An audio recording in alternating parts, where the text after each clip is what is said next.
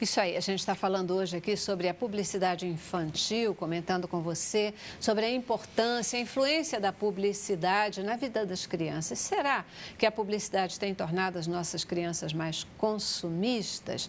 Eu queria começar com vocês aqui, né? A gente rola uma boa discussão aqui no intervalo.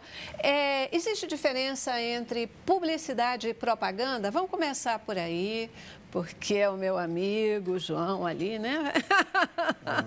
Existe diferença entre publicidade e propaganda? Propaganda é tudo, né? É propagare, né? Lá da origem latina, é o que propaga, né? Quer dizer, a propaganda começou no lado religioso da história da humanidade, etc. A publicidade é a técnica que usa dados da propaganda para atingir determinado objetivo e usa os meios de comunicação. Perfeito. A diferença está nisso. Propagar você pode fazer de outra forma. A publicidade usa meios de comunicação. A publicidade, portanto, é a técnica daquilo que vai ser propagado. E paga. E paga. Característica é que alguma coisa paga. Por isso é que a gente diz que é a arte do interesse. Quer dizer, quem anuncia tem interesse em vender o produto dele. Ou cria um produto, vai ter que anunciar. Senão ele não vai conseguir vender. Né? São raros os casos de coisas que não tenham publicidade e que têm sucesso. Muitas coisas têm.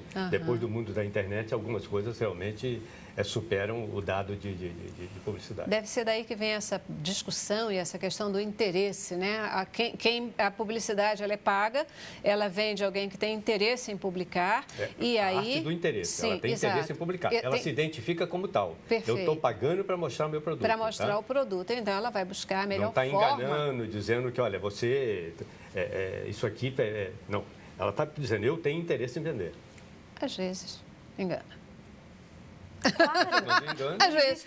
Quando engana, a gente pode... É lógico, Exatamente. é lógico. A gente está falando agora no geral, né? Porque a gente sabe que muitas vezes uma propaganda, ela vende uma coisa que não existe. Existem as normas reguladoras que vão cair em cima disso e vão punir e vão dizer, né, que não pode, a propaganda tem que ser autêntica, ela tem que ser verídica, né? E então isso nos remete para a nossa questão aqui. Como que é essa regulamentação da publicidade, da propaganda voltada para o público infantil? Essas normas são rígidas, elas buscam proteger a criança dessa informação que ela está recebendo? Eu acho que era melhor a gente dizer o que é a publicidade na legislação brasileira. Tá? É a melhor coisa que a gente dizer para depois chegar na publicidade infantil. Tá. A publicidade é regulamentada pela Constituição Federal no mesmo capítulo da comunicação. É o 220 da Constituição. No 221 tem a limitação da publicidade. São 5 áreas que ela limita. Quer dizer, a publicidade goza do mesmo princípio da comunicação, de não se exercer censura prévia, etc. Mas tem 5 áreas, fumo, medicamentos, bebida, agrotóxico, bebida. Está faltando umazinha aqui que eu lembro daqui a pouco o que seja, mas é também desse ramo de produtos que são algumas relações com saúde, especialmente, né? Então, esse capítulo da Constituição permite que se legisle sobre ela. Entende? Então, o Congresso Nacional precisa legislar. A própria Constituição, no artigo 5º, diz o seguinte, no artigo 7º, diz o seguinte, que a publicidade comercial só pode ter legislação da União, quer dizer, só o Congresso Nacional pode legislar. Okay. Então, tem essa cadeia, que é uma cadeia feita em termos de legislação. Já se legislou profundamente quanto às restrições, fumo, agrotóxico, etc. Armas. Armas foi vetada, não pode ter nenhuma publicidade de arma, e as outras todas foram regulamentadas de outra forma, limitando. O cigarro, por exemplo, o legislador não proibiu. Ele proibiu que fosse por meios de comunicação, permitiu nos pontos de venda, hoje com algumas restrições, estabeleceu alguma coisa que é a contra-propaganda, que é colocada nos próprios produtos, que se criou legislação que é legítima, que é perfeita, está legitimada lá dentro. Algumas agências gostam de querer dizer o seguinte, eu vou legislar sobre. Por exemplo, a Anvisa, de vez em quando, gosta de querer legislar sobre alguma coisa. Ela não pode legislar. Ela pode regulamentar a lei que já existe para que ela faça. Então, se tem essa regulamentação. E, paralelamente, nós temos uma autorregulamentação que é criada através do CONAR.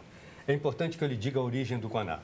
O CONAR surgiu no final da ditadura, quando o governo queria retirar a censura dos meios de comunicação e substituir por uma censura à publicidade, que era muito mais simples para ele.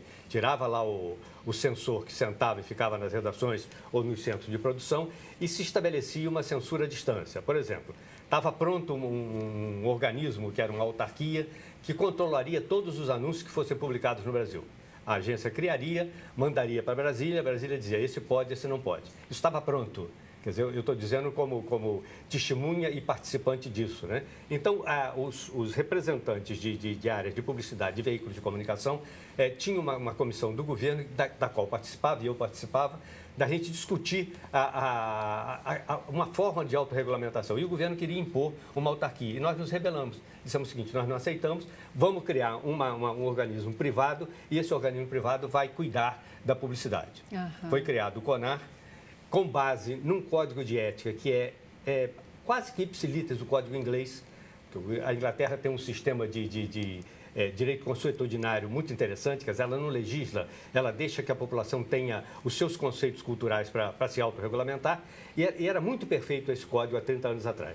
E se aproveitou basicamente, quer dizer, eu digo, amorenou-se o código inglês e se fez um código que atendia naquele momento às realidades brasileiras. É o Código de Autorregulamentação Publicitária, que dedica capítulos específicos para cada setor. Uhum. Na publicidade infantil, o que ocorreu?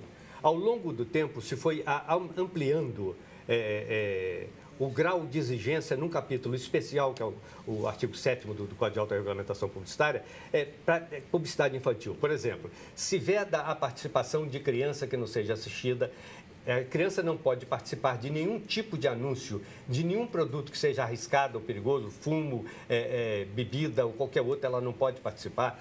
Se cria um conceito de recomendação de mídia que não pode ser usada, que se tem usado em determinado limite. É um código muito perfeito e muito mais duro do que, por exemplo, a legislação de Quebec. É muito mais dura, é muito mais exigente quanto à legislação da Suécia, por exemplo. Tem de alguns países do mundo que já tem algum tipo disso. Então, se faz isso como prática. Nós não vetamos, não exercemos nenhum tipo de censura prévia, mas se aceita, se julga e quase todos os casos que foram julgados se tem até o direito de liminarmente retirar do ar. E se retira. Quer dizer, hoje são raras a publicidade infantil. E se tem também em cima daquelas publicidades de produto. Por exemplo, existia publicidade de bebida que usavam ícones infantis. Não pode mais. Tudo isso foi proibido. Até a aparência, para se usar também, é adolescente. Por exemplo, para participar de filme de cerveja, é preciso que tenha aparência de 25 anos. Não basta ter idade superior a 18 anos, não. Tem que ter aparência superior a 25 anos. Para quê? Para evitar que se tenha, por excesso de exibição ou qualquer coisa, se tenha algum tipo de influência nesse ramo. É o papel da publicidade ajudando, contribuindo para a família, para o Estado no controle da publicidade. Portanto, as normas elas vão existir não só no sentido da participação da criança na peça publicitária, no conceito da publicidade, mas nessa questão mais conceitual mesmo, aquilo que é dito para chegar, para atingir, para ir lá para o coraçãozinho da criança, para influenciar essa criança no sentido do comportamento. Claramente não pode oferecer a criança, não pode influenciar a criança para influenciar o pai, ela não pode pressionar. Tudo que leve a isso é vedado. Então, mas vou voltar lá para aquela questão, né? A pesquisa é uma pesquisa do ramo de alimentos, feita através do IBGE, que diz, né? A pesquisa está dizendo aí que 71%, inclusive dos pais, afirmam, né? Que dentro do núcleo familiar, as decisões de compra, elas vêm por conta das crianças, né? Mas por conta, não é por pressão da criança, é por conta da necessidade da criança. Não, na verdade, eles dizem, olha, dados revelam que as crianças possuem dentro do seu núcleo familiar 70% das decisões de compra. Né? Elas decidem. O que é fantástico, né? Uma criança poder trazer informações para a família. Hoje você ouve muitos pais falando isso. Eu aprendo com o filho ensinando o pai a mexer em tecnologia, trazendo questão. Como é que mexe nesse aplicativo? Mas eu vou insistir, essa pesquisa do IBGE é uma pesquisa sobre decisão familiar, de consumo de alimentos. É a necessidade do núcleo familiar, entende? Tem base também a pressão da criança, mas tem muito mais a necessidade da criança. Porque também eu acredito o seguinte, tudo que envolve criança, hoje em dia, e nós pais, a gente percebe isso, tudo que envolve criança hoje parece que tem que ter alguém protegendo, como se o pai se eximisse um pouco do dever de tomar algumas atitudes. Então, por exemplo, uma criança vai a uma loja de brinquedos e ali ela é o tempo todo bombardeada por uma série de estímulos. Coisas coloridas, brinquedos que falam, música tocando, né? Mas o papel do pai de ensinar aquela criança que nem toda vez que ela entrar naquilo ali, eu tenho amigos que toda vez que entra, compra, eu tenho amigos que a criança parece de uma educação incrível, que sai sem chorar. Então, o pai também tem o papel de aprovar ou não esse consumo, né? A publicidade, ela pode interferir, mostrar e a criança conhecer, mas na escola ela conhece um produto, alguém viaja para a Disney e volta com um produto. Perfeito. E a criança pode desejar aquilo tanto quanto uma via publicidade, né? Eu vou voltar, vou deixar o João falar, mas quero voltar para você. Olha só, não me surpreende, seria uma surpresa muito grande para todos nós se as crianças tivessem o mesmo nível de participação, de decisão que tinham na nossa infância. Né? Nós vivíamos um momento muito mais autoritário, a gente tinha um negócio do respeito ao pai, ninguém podia contrariar. Era um outro ambiente, era uma outra sociedade. Hoje, o que você tem? Uma geração de pais que dão mais liberdade, a criança tem mais liberdade em casa e na escola, ela tem acesso a muito mais informação do que a gente tinha, né? As coisas são sabidas e entendidas antes do que a gente sabia e entendia na nossa época, porque o acesso é muito mais fácil. Até o telefone que foi inventado para falar, hoje o telefone celular virou internet de bolso. Eu tenho 2 filhos adolescentes que eu não consigo falar com eles pelo telefone, é só no WhatsApp, né? E não respondem. Né? Então, assim, essa questão, o acesso à informação e um momento social completamente diferente não seria surpresa. Eu não sei se os 71% no ramo A ou no ramo B se reflete inteiramente, mas assim, seria uma surpresa muito grande a gente não perceber o que está acontecendo. As crianças sugerem a gente, elas dizem, eu quero isso, quero aquilo. Tem tem um nível de influência, mas não tem o poder de decisão, né? Mas natural. Acho que isso é o reflexo, de novo, do que eu falei. Estamos numa outra sociedade. As crianças participam muito mais e influenciam muito mais. Sem contar ainda, dentro desse contexto que você traz, né, das crianças mais ligadas, mais informadas, mais participativas, mais pressionadoras, os pais que, por conta do tempo que eles têm, né, um tempo menor com as crianças, eles procuram, muitas vezes, compensar, satisfazer mais, né, premiar, fazer o que os filhos querem, muitas vezes sem um filtro adequado, porque ele não tem tempo para filtrar, não dedica tempo para filtrar, né, que vai cair um pouquinho naquilo que você estava falando. Então, essa participação é muito maior. Daí, esse contexto de responsabilidade, talvez, da propaganda, da publicidade, naquilo que faz com a cabecinha das crianças, né? Porque aí a gente também pode... Eu quero colocar assim um pouquinho de um sentimento meu aqui, né? Porque me parece que de repente vocês estão um pouco na defensiva. Assim, não. Peraí, calma. Né? Assim, gente, eu amo publicidade, eu acho que a publicidade tem um papel assim extraordinário no contexto da vida da sociedade, de poder chegar, divulgar o que é bom, divulgar o que é ruim também, né? Ela tem um papel importantíssimo e ela deve ser trabalhada de uma forma muito precisa. Acho fundamental o papel do CONAR, por exemplo, de permitir que não haja uma censura de dizer, a gente não informa, a gente não publica. Não, eu acho que a gente tem que informar e publicar e tem que desenvolver o senso crítico nas pessoas para elas poderem tomar a decisão diante daquilo que é certo ou que é errado. Só assim a gente vai ter uma sociedade bacana, a gente vai ter crianças autênticas, crianças que crescem a partir de estarem educadas e não estarem condicionadas a um contexto, né? Eu acho que isso é fundamental. Em cima do que você está falando, a gente muito escuta o pai falar muitas vezes assim, o pai ou uma mãe fala assim, meu Deus, que mundo é esse que meu filho vai ter quando crescer?